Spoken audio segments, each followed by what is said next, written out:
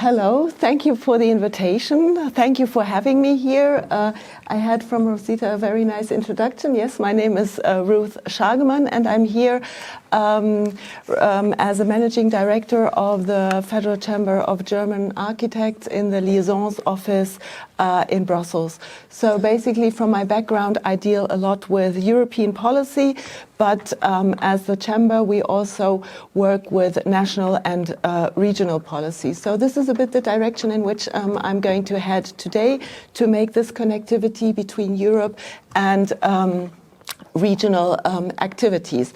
I'm really happy here to be in Vilnius. It's for me the first time being here in Vilnius. I just heard from Ignaz that it's a very green city, and nowadays it's very cold and very white, but I believe in summertime it must be wonderful, and I'm really looking forward maybe to come back in summer and to enjoy your green city, which seems to be very approachable, what I heard. So today I will speak and direct my presentation to these three levels. It's about European policy, it's about the ambition on European level, it's about national reforms, and also local delivery moments. So when we speak about housing today, we are no longer only discussing a niche policy area. We are speaking about one of the defining social and economical challenges of our times.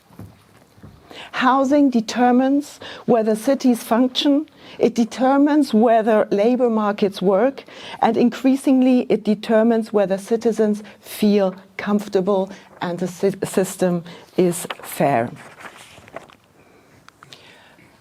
Across Europe and across the European Union, house prices have increased by more than 60% since 2013. Rents are rising.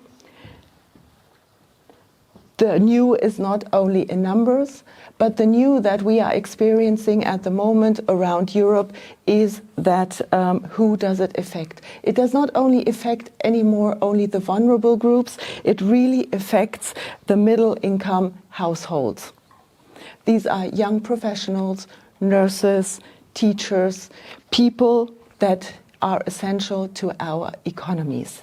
And if housing is not anymore there where people live and where people need it, it becomes a problem for competitiveness, it becomes a problem for social cohesion, and it is a risk in trust of institutions.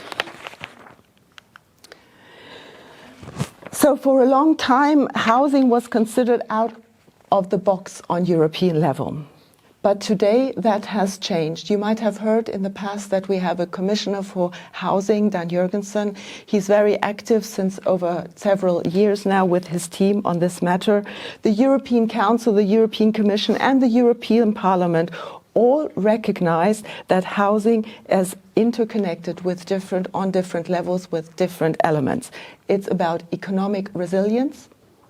It's about climate policy. It's about industrial competitiveness and social stability. And 51% of European citizens have defined that housing and affordable housing has the top priority in Europe. So Europe must respond with ideas. Housing obviously remains a competence of member states and cities. So it is very clear that the European Union will not build houses. Europe will not develop a European building code or such a thing. But the European Union shapes different elements. It can shape state aid rules, it can shape climate and energy directives, funding instruments, and simplification initiatives. So with that, Europe can develop elements and policy also connected to housing.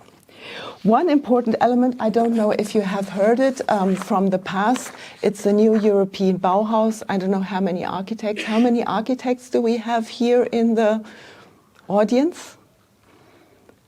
And okay, and designers? Okay, so okay, even a bit more designers.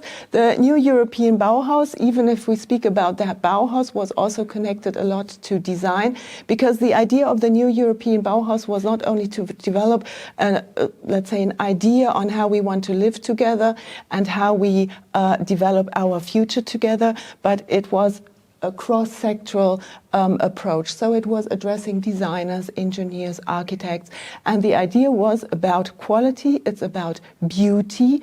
That was the first time in European, let's say, advocacy and discussion that we were speaking about the beauty in our built and living environment. And obviously it was about inclusion, so being together, but also being sustainable.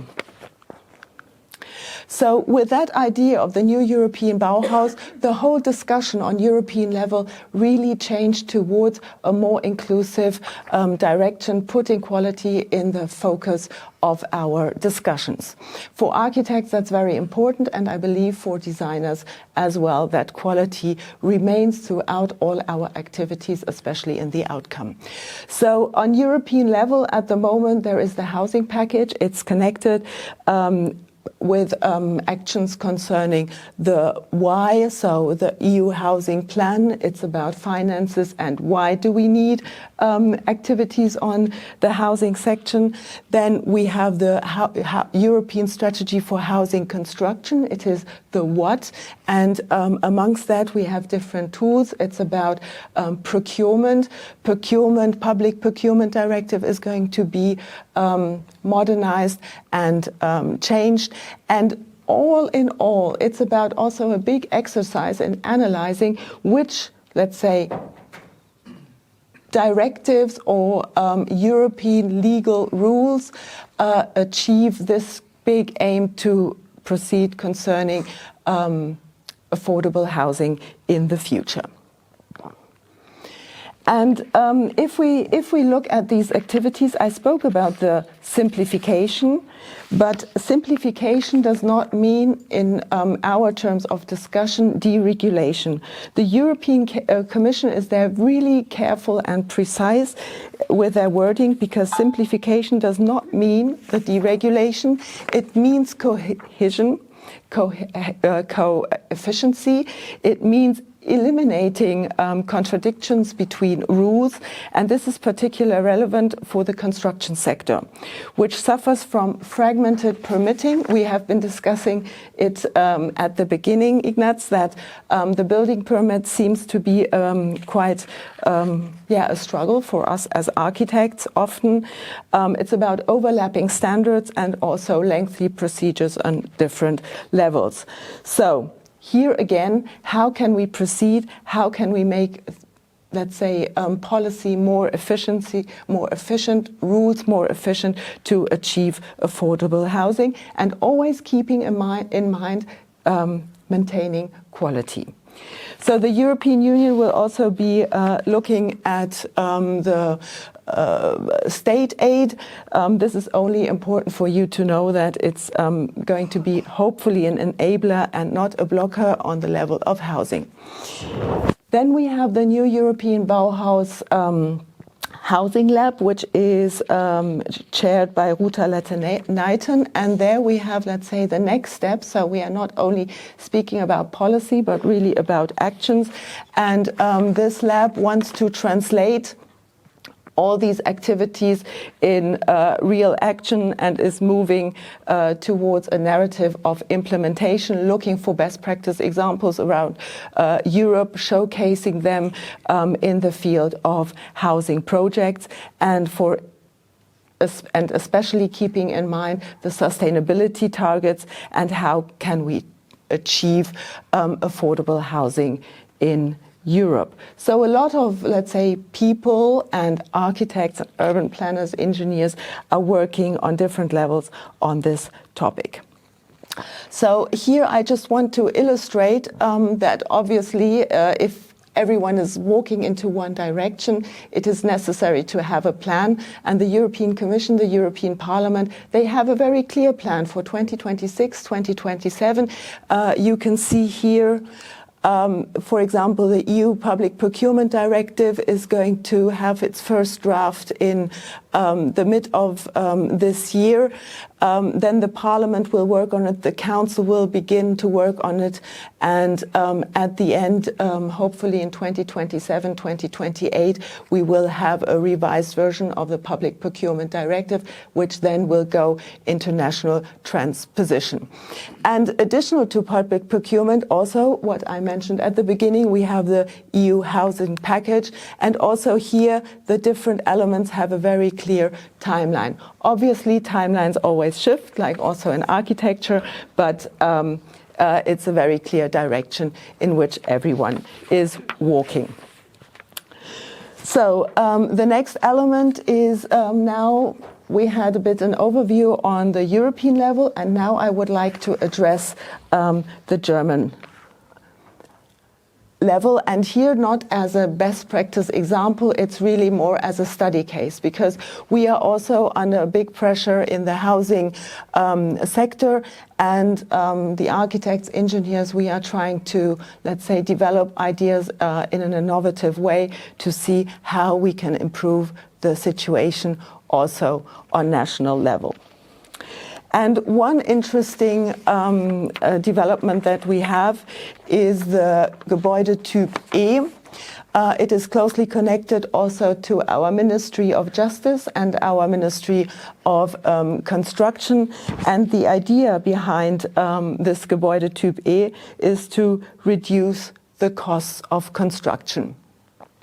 And it is not only about the reduction of the costs, it's first of all to clarify unnecessary technical upgrades, to avoid them. Secondly, to address the liability risks for planners and reduce them, because deviation are legally have to be legally clarified. And thirdly, because planning freedom is important and allows, let's say, innovative approaches, especially in the building sector.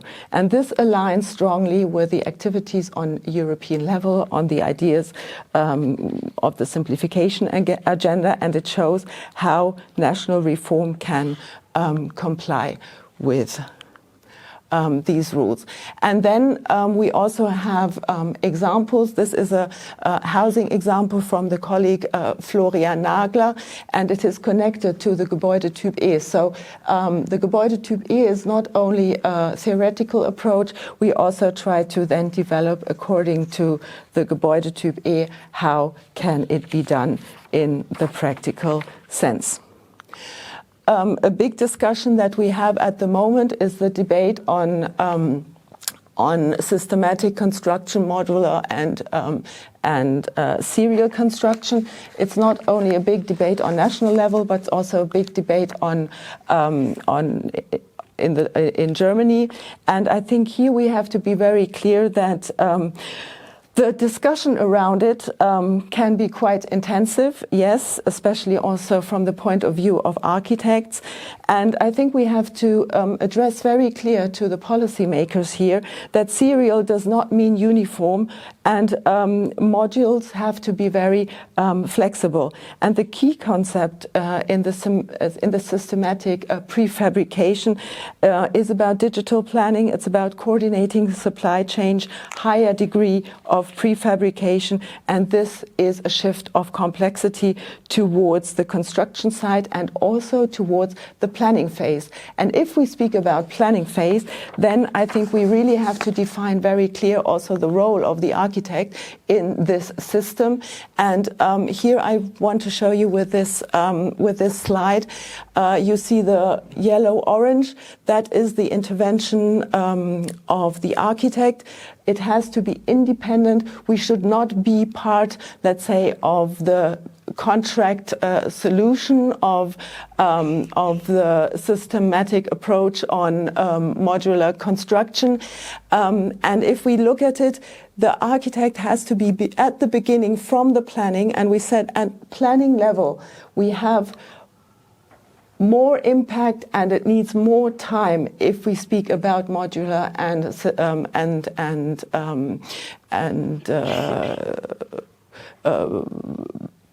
the systematic construction approach. So over the whole phases, the architect has to be involved, and that is something that we also have to very clearly not only defend but advocate towards policymakers, because it's not about taking shortcuts, it's about having the planning and the whole phase of construction clear based on quality outcomes. And now I want to move on to the city level, and here I brought an example from the city of Hamburg. Hamburg has analyzed with all the stakeholders from the city the whole construction phase and looking and really analyzing all the regulations that are in place to see if there are overlaps and what is driving the cost of construction in Hamburg. And what they were able to see is, or what they were able to realize after they did this big exercise, that they they can develop with a quite clear analysis a cost reduction of over 2,000 euros per square meter in the new construction. So that is a big achievement for the city of Hamburg. It was quite a big effort for them, but they made it. And they also went into the details, really checking where are the cost drivers. And they, for example, 600 euro is only looking at the cost reduction in the building standards. So let's say the exercise that is happening now at the moment on European level, if we look at it also on city level, it can help. And let's say with this idea in the background, the city of Hamburg also developed then pilot projects on the district level, but also pilot projects, smaller ones in all different districts of Hamburg. 13 pilot projects have been selected. So let's say an evaluation has been put now in place and execution in Hamburg directly. On European level, it's always a big discussion at the moment concerning is affordability, is it versus sustainability, does it go together? And we clearly see as architects, obviously, that it goes together, because if we want to be affordable, it's about what time span are we looking at? If we look at short investment, then it might be contradictory. But if we look into long investment, it is for sure that sustainable and affordability go together. Additional, I want to also highlight two interesting initiatives. The one initiative is a SHIFT. SHIFT is not only a European initiative, it is also a global initiative, and they are looking into connecting policymakers, architects, and making the sustainability from the idea not as a technical approach, but really to a cultural transformation. So if you are interested in that, I can highly recommend you the SHIFT Global. Then there has been in the last past years a big initiative on housing. It's called Housing Europe. And the idea of Housing Europe was to highlight that there are already existing projects all around Europe which highlight and showcase that affordability and housing really go together. It exists, it is possible. But additional to showing these examples, they also wanted to make changes in European policy into that direction. And it's about refurbishment, not about new construct. We can build new, but we should look at what already exists and what we can transform for our future together. And together with House Europe, there is also a big, it's so-called renovation atlas. There you can look up these different European projects and see what's happening all around Europe. A citizens' initiative normally is collecting over 1 million signatures for the Commission then to take the proposals, the policy proposals into account. But unfortunately, we did not get these 1 million signatures. Only 150,000, and that really shows that this discussion has not yet arrived on, let's say, a broader level of European citizens. So the initiative got so much attention and energy that they will continue their work, and they will go into a second phase and continue the activity there. So what I wanted to highlight in the presentation is really to see that we have activities on European level. We have activities on national level. We also have activities on regional level. And the big challenge that we have here at the moment is really how can we align it? How can we bring them together? There are already existing examples. And I think the most important thing is to understand that it's not only about the architects, it's about the designers, it's about the engineers, it's about investors, it's about policymakers. And I think if we want to challenge the housing crisis in Europe, we can only do it together.